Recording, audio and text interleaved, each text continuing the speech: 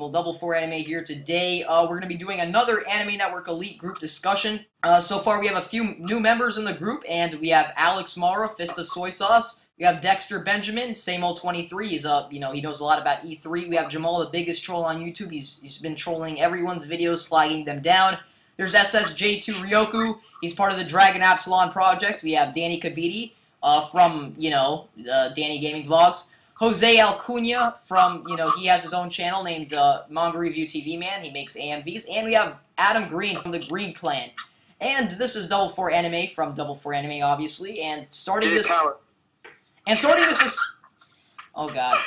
Starting off this video, we wanted to talk about the Dragon Absolan project. And we have actually someone here who's actually a voice actor in this project. His name is SSJ-Ryoku. Can you tell us about the project, man? Oh, yeah, man. The project's about Dragon Ball Z. It's a fan-animated project, fan-based, and pretty much is a continuation of Dragon Ball Z, if you guys are a fan of it. And I voice act in the project. So, who do you voice act, by the way? So far I voice act Vegeta and Adult Gohan, and I might get more roles, but I'm not going to reveal my roles yet, so... That's pretty cool, man. And, what do you guys think about the project, the other members in the call?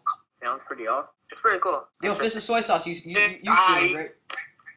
Yeah, so far so good. I like the art style. Yeah, it's pretty cool. I mean, anyone could tell it's fan-made, and it's actually gotten a lot of exposure lately. It has maybe about 50,000 fans, and it's pretty big. So, starting with the main topic of this video, we wanted to talk about E3. And same old, can you tell us about E3 and, some stuff about it? About E3... Where's the faggot? Sony had a good presentation this year. I mean, with games like God of War, the new game Last of Us that we all been craving to look at. And how did Microsoft perform this year? Well, they do the same thing every year, so It's yeah, they're getting old. They don't have anything new to show us, and they're pretty much, I mean, I don't have a problem with any of the games. Well, some things. Well, one thing, 3 games that got my attention at E3 was Gears of War Judgment, Halo 4. Yeah, and Madden, and Madden was another new thing that was in the call too. So that was pretty cool.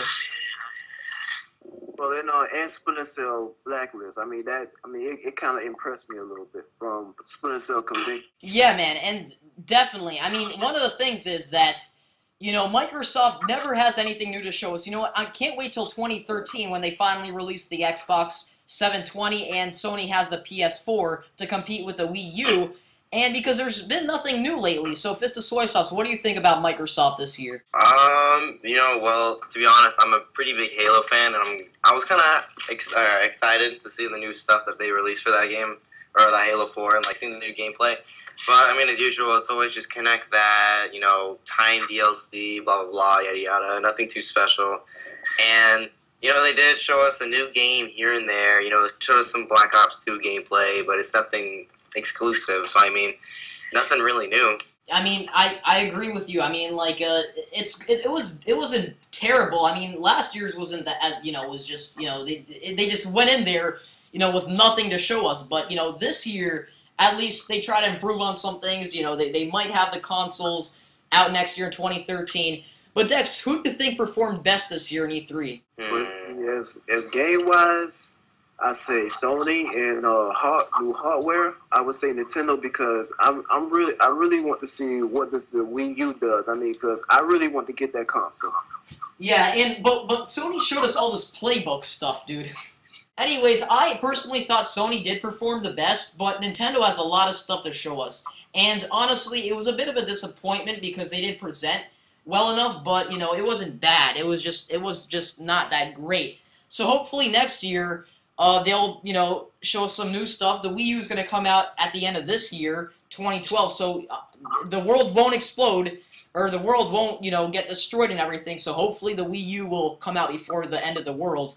I mean, no one believes in the end of the world stuff. Do you guys believe in that stuff? Adam Green and Danny and everyone? No, not really. I don't believe in it. Already are at the end of the world. Yeah, I don't think that's happening. So we're already there, so how can we get where we're already at? Well, I mean, 2012 is like the whole September 11, 2012, all that crap, the shit that no one cares about. Yeah, it's a hoax. So, I mean, like, honestly, gaming has been on a decline a little bit. You know, next gen was 2005 when they had the PS3, you know, and the Xbox 360 and the, you know, and all of the new shenanigans, and now we need a new generation of gaming, and hopefully next year will be that generation. What do you guys think about it? I'm looking forward to Sony, the PlayStation All-Stars, really. Other than Last of Us. Yeah, and who do you think has Sony a better... All-Stars, man? No. No. That shit's getting so much hate, though. No, man. So look, like for example, Nintendo, I felt like they were holding back at E3, and I felt like they're not telling us something. With Sony All Stars, like they just, I mean, it seems like the game engine, like they're trying to mimic Super Smash Bros. Brawl. It's just one thing I don't like. Yeah, they are, but Sony has had like a few darker games. Like they have most like Xbox and Sony. Well, when you look at the two companies, Sony and Nintendo do portray things a little bit differently.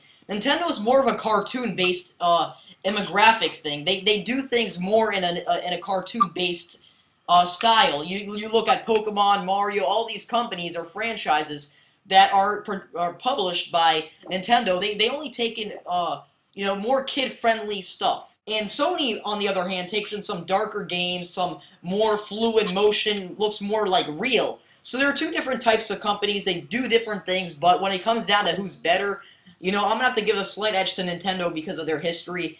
But when I come to graphical designs, I can't lie. Sony definitely outdoes Nintendo in that, you know, aspect. Yeah. And the PS Vita, do you guys know about the PS Vita? Oh, dude, PS Vita...